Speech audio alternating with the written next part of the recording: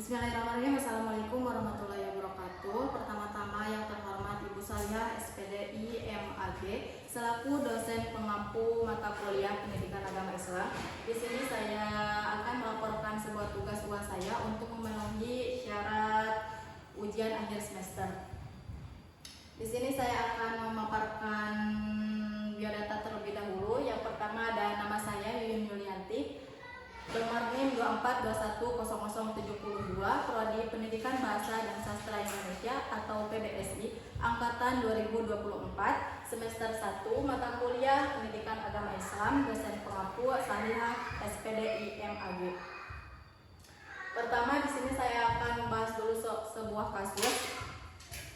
Yang pertama itu seorang pemuda bernama Farhan berencana menikah dengan calon istrinya Aisyah dalam waktu dekat. Namun mereka menghadapi beberapa tantangan. Yang pertama, orang tua Farhan menginginkan pesta pernikahan besar di gedung mewah yang membutuhkan biaya tinggi, sementara Farhan lebih memilih pernikahan sederhana sesuai ajaran Islam. Yang kedua ini ada Aisyah merasa khawatir tentang perannya setelah menikah, terutama terkait keseimbangan antara kewajiban sebagai istri dan ambisinya untuk melanjutkan pendidikan. Yang ketiga ada beberapa teman Farhan menyarankan agar ia menunda pernikahan hingga memiliki harta yang lebih banyak, padahal Farhan merasa sudah cukup mampu secara finansial untuk membangun rumah tangga sederhana. Dan yang keempat di sini ada sebagai seorang sahabat yang bijak, Anda diminta memberikan nasihat kepada seorang Farhan dan Aisyah berdasarkan prinsip-prinsip pernikahan dalam Islam. Nah, di sini ada tugas soal yang pertama, yaitu jelaskan tujuan utama pernikahan dalam Islam dan bagaimana hal ini relevan dengan keputusan Farhan dan Aisyah. Jawabannya adalah intinya pernikahan itu untuk ibadah dan membangun keluarga yang sakinah, mawaddah, warohmah, yang berarti adanya ayam, penuh cinta dan kasih sayang. Jadi tujuannya juga bukan cuma bahagia di dunia akhirat saja, tetapi di akhirat dan pernikahan juga buat menjaga diri dari dosa atau fitnah dan punya keturunan yang baik. Di sini ada berikan solusi bijak untuk mengatasi tantangan berikut. Yang pertama yang A, tekanan dari orang tua terkait pesta pernikahan. Coba ajak dulu kompromi, misalnya bikin acara kecil-kecilan yang tetap bikin tamu undangan senang, dan jelaskan juga kepada orang tua bahwa kalau dalam Islam yang penting itu keberkahannya, bukan kemewahannya. Di sini ada yang bagian B, kekhawatiran Aisyah tentang peran dan pendidikan setelah menikah. Jawabannya adalah jelaskan kepada Farhan bahwa Islam juga mendukung banget perempuan terus belajar bahkan setelah menikah. Dan ajak juga Aisyah ngobrol bareng soal pembagian waktu dan tanggung jawab sebagai seorang istri, jangan sampai tugas istri itu hilang. Yang C, ada saran dari teman Farhan untuk menunda pernikahan. Jawabannya adalah ingatkan kepada Farhan bahwa pernikahan itu gak harus nunggu kaya raya dulu, cukup mampu saja sudah sangat cukup, dan fokus berniat baik sesuai ajaran Islam, jangan sampai karena ditunda malah terjerumus dosa. Yang ke D di sini ada usulkan cara agar mereka dapat menjalin pernikahan yang sesuai dengan nilai-nilai Islam baik dari segi spiritual, sosial maupun finansial. Yang artinya di sini spiritual yaitu seperti sholat bareng, baca Quran bareng, dan sering berdoa bersama. Yang sosial yang artinya adalah saling membantu keluarga dan akrab sama sesama, sama tetangga. Yang ke selanjutnya adalah finansial yang artinya seperti hemat, tidak boros, dan hindari hutang atau riba.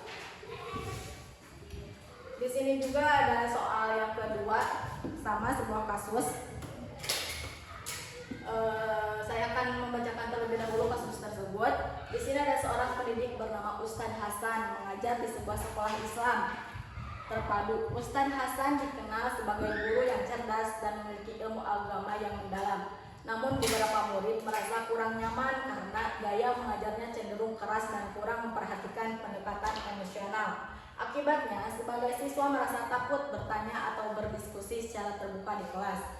Di sisi lain, para orang tua menginginkan agar pendidik Islam di sekolah tersebut tidak hanya mengajarkan ilmu agama, tetapi juga membentuk akhlak yang mulia, kemampuan berpikir kritis, dan sikap toleran terhadap perbedaan. Sebagai seorang kepala sekolah, Anda diminta untuk memberikan solusi kepada Ustadz Hasan agar ia dapat menjadi pendidik yang lebih ideal sesuai dengan perspektif Islam, yaitu sebagai mu'alim atau pengajar, murabi atau pendidik akhlak, mudzakir atau pemberi nasihat, dan mursyid atau pembimbing. Di sini juga ada tugas soal yang kedua. Jelaskan prinsip-prinsip utama seorang pendidik dalam Islam yang dapat membantu Ustadz Hasan memperbaiki pendekatannya. Yang jawabannya ada mu'alim atau pengajar, yang artinya jelaskan materi dengan cara yang gampang dimengerti, tidak bikin siswa bingung. Yang kedua ada murabi atau pendidik akhlak, ajarkan nilai-nilai baik biar siswa tidak cuma pintar tapi juga berakhlak. Yang seterusnya ada mudzakir atau pemberi nasihat, beri nasihat dengan cara lembut biar siswa merasa didukung. Yang terakhir ada mursyid atau pembimbing, tunjukkan jalan yang benar tapi tetap sabar dan paham kondisi siswa. Di sini ada yang soal kedua, susunlah minimal 3 strategi praktis yang bisa diterapkan Ustadz Hasan untuk meningkatkan hubungan emosional dengan siswa, yaitu dengan solusinya dengan puji siswa kalau mereka berhasil atau berusaha keras biar makin percaya dirinya baik. Yang kedua adalah sapa semua siswa dengan ramah biar mereka merasa diperhatikan. Dan yang terakhir adalah ciptakan di dalam kelas suasana santai, jangan tegang, tambahkan candaan dan cerita menarik. Di sini juga ada tugas soal kedua, masih tugas soal kedua yang nomor 3, berikan contoh kegiatan atau metode pembelajaran yang sesuai menciptakan suasana kelas yang kondusif, menyenangkan dan tetap Islam. Di sini saya memberi solusi, yaitu yang pertama, ceritakan kisah Nabi atau tokoh Islam yang inspiratif buat memotivasi siswa. Yang kedua adalah ajak diskusi soal masalah sehari-hari tapi tetap menyambung sama pelajaran tersebut. Yang ketiga adalah bikinkan kuis atau game Islam biar siswa tidak bosan di kelas.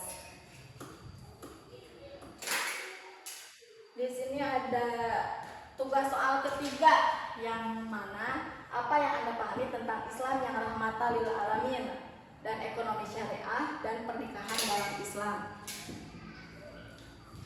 Jawabannya adalah Islam yang rahmatan lil alamin, yang artinya Islam itu bahwa rahmat atau kebaikan buat semua makhluk, enggak cuma manusia tapi juga hewan dan alam. Intinya Islam mengajarkan kasih sayang, toleransi dan adil ke semua orang, enggak pandang agama atau ras. Yang kedua, apa sih ekonomi syariah itu? Ekonomi syariah yang berarti sistem ekonomi yang dijalankan sesuai ajaran Islam. Contohnya nggak boleh ada riba atau bunga, harus adil dan saling membantu. Tujuannya biar semua orang sejahtera dan keberkahannya tercapai. Yang terakhir adalah pengertian tentang pernikahan dalam Islam.